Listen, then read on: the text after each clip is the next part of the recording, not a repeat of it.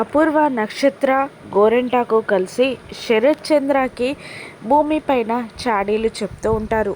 బావా, నువ్వు కాస్త కూల్గా ఉండు బావా, ఇదిగో ఈ మజ్జిగ తాగు అని అంటూ ఉంటుంది అపూర్వ. నాకేం వద్దు అని అంటూ ఉండగా, నా కోసం బావా, నువ్వు ప్రశాంతంగా ఉండడానికే నేను బ్రతికేది, నా కోసమైనా తాగు బావా అని మజ్జిగ తాగిస్తూనే చాడీలు చెప్తూ ఉంటుంది అపూర్వ. మజ్జిగ తాగి గ్లాస్ అక్కడ పెట్టగానే ఇక చాడీలు స్టార్ట్ చేస్తుంది అపూర్వ. నువ్వేం బాధపడకు బావా, ఇన్నాళ్ళుగా పెంచుకున్న మర్యాద, గౌరవం పోయాయని బాధపడకు అని అంటూ గోరెంటాకుకి సైగ చేయగానే, అలా ఎలా అంటావమ్మాయి, పంచకట్టి 16 ఏళ్లలో పంచకట్టినప్పటి నుండి కర్రసాము పోటీల్లో అల్లుడి గారికి అసలు తిరిగే లేదు.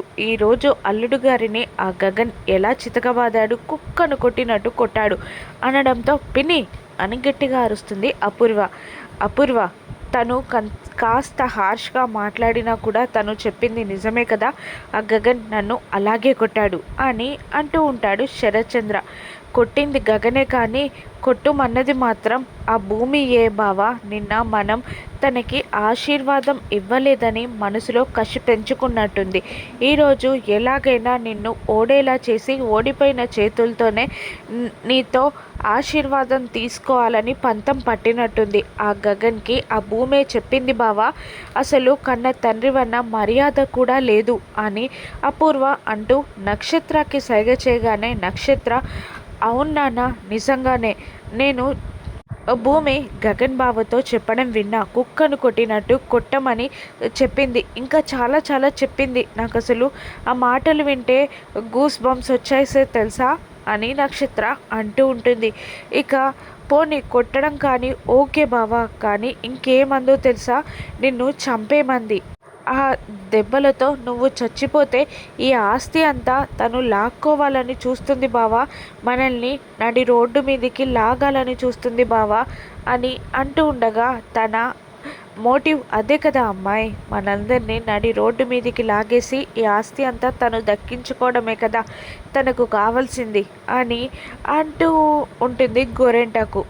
తనని చంపి కుటుంబాన్ని నడి రోడ్డుపైకి లాగి ఆస్తి అంతా భూమి చేజిక్కించుకోవాల్సి అనుకుంటుందని శరత్చంద్ర అపోహపడి భూమిపై కోపంతో రగిలిపోతాడు. మరోవైపు భూమి తన తల్లి శోభాచంద్ర ఫోటో ముందు నిలబడి ఫోటోతో తన కష్టసుఖాలు చెప్తూ ఉంటుంది. చేతిలో ఉన్న అక్షంతలని చూపిస్తూ, అమ్మా ఇవేంటో తెలుసా, మనసారా నాన్న నన్ను ఆశీర్వదించి నా తలపై వేసిన అక్షంతలమ్మా, ఇవి నాకు జీవితాంతం తీపి గుర్తులమ్మా, నేను జీవితాంతం కాపాడుకోవాల్సిన తీపి జ్ఞాపకాలమ్మా అని అంటూ ఒక కర్చీఫ్లో అక్షంతలని మూటకట్టి ఆ శరచంద్ర ఫోటో ఆశీర్వదించిన అక్షంతలని శోభాచంద్ర ఫోటో ముందు పెడుతుంది భూమి. దూరం నుండి ఈ మాటలన్నీ వింటూనే ఉంటాడు గగన్.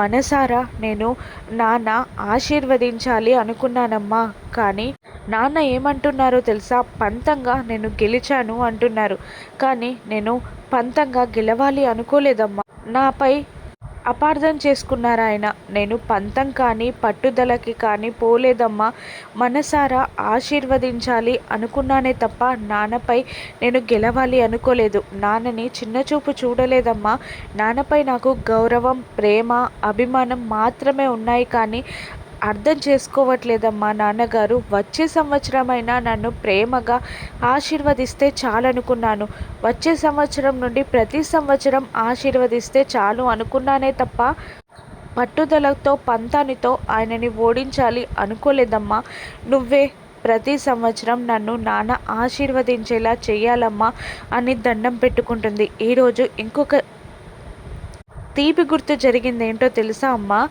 బావ నా కోసం మా నాన్నగారి దగ్గర ఓడిపోవాలి అనుకున్నాడమ్మా, నాన్న చేతిలో ఓడిపోవడం అంటే బావకి ఇష్టం ఉండదు కదమ్మా, నాన్న బావ భద్రశత్రువులు కదా, ఏదేమైనా కూడా బావ నాన్న చేతిలో ఓడిపోవాలి అనుకోరు, అటువంటిది నా కోసం ఓడిపోవాలి అనుకున్నారు, నన్ను నాన్న కూతురిగా ఒప్పుకుంటారని ఆ అపూర్వ అబద్ధం చెప్పినప్పుడు నా కోసం ఓడిపోవాలి అనుకున్నారు, నిజంగా అటువంటి ప్రేమికుడు చాలా గొప్పవాడమ్మా.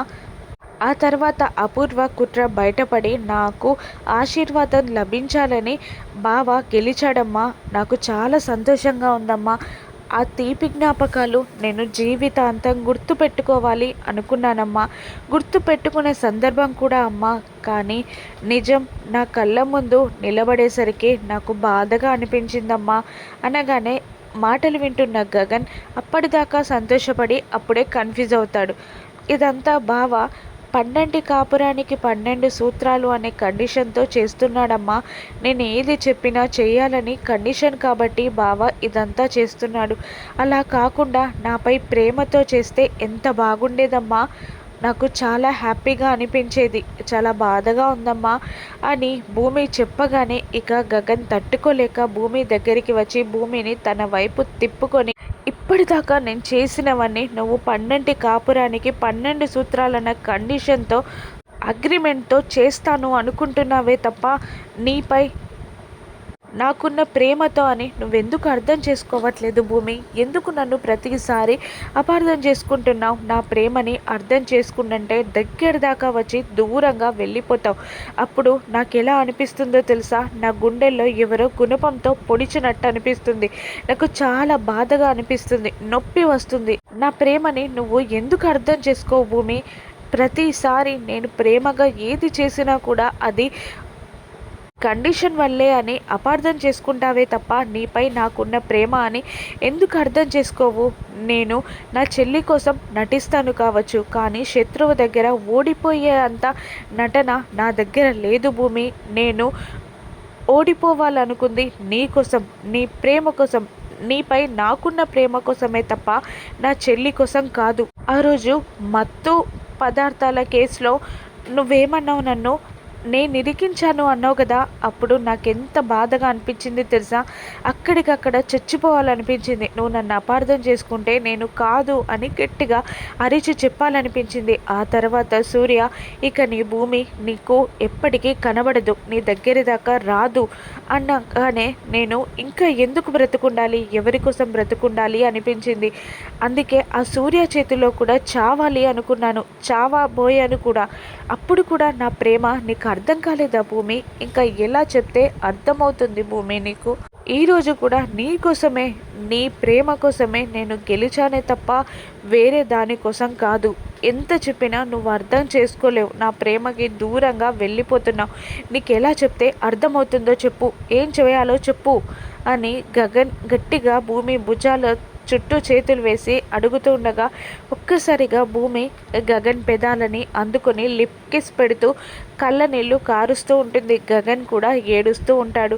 భూమిని గట్టిగా వాటేసుకుంటాడు. ఆ తర్వాత భూమి నుదుటిని తన నుదురుతో తాకించి ముక్కులో తాకిస్తూ ప్రేమగా భూమి కళ్ళలోకి చూస్తూ ఉండిపోతాడు గగన్.